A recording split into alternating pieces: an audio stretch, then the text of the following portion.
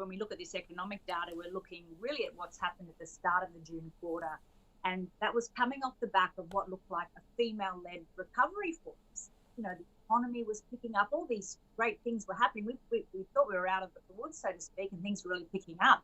Then came Delta, which has kind of thrown things into chaos again for many families, with more unpaid work in terms of the homeschooling, lockdowns, which parts of New South Wales are just coming out of now. But the impact of that, the beginning of that, is what has really slowed down the financial progress of women in the June quarter, and has actually made it slower than we saw at the start of the year. So what does that mean?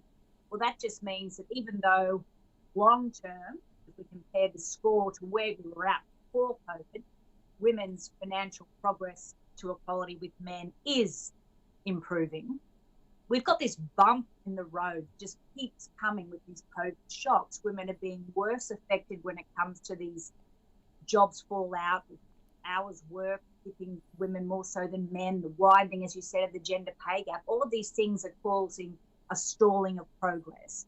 And I would expect, because of lockdown we've just had, that we could see that worsen into the September quarter now. Why is it that women are perhaps more vulnerable to those lockdowns?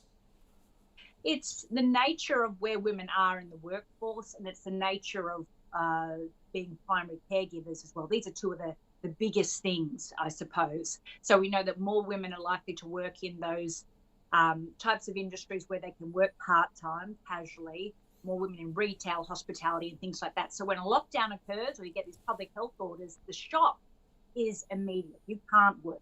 Or if you've got to be at home and look after kids or help someone else from a health perspective, it generally falls upon women. So we see this in the ABS COVID statistics, where you've seen an increase in women doing more unpaid work. But what's been particularly interesting for me as I look at those stats is the gap in unpaid work the gender gap has actually increased from December last year to the May data that we've just seen. So that means men are doing more, and I'm sure you're probably feeling it at home. So you're doing more and women are doing more, but it's still disproportionately playing out, unfortunately, and that's having an impact to how much you can earn and flowing onto our financial capacity.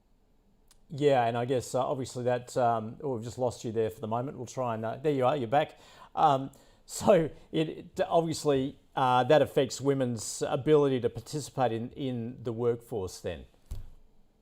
That's right. That's absolutely right. So we've seen in the monthly hours worked, as we look at that, that's pulled back in the June quarter, and that's despite the March quarter actually rising by the most in 4 decades, to be honest. It was that huge, the recovery that we saw. So you can see from this chart here that the spike, the shock factor from when women are affected with these public health orders, these lockdowns, we really see that play out in the employment statistics.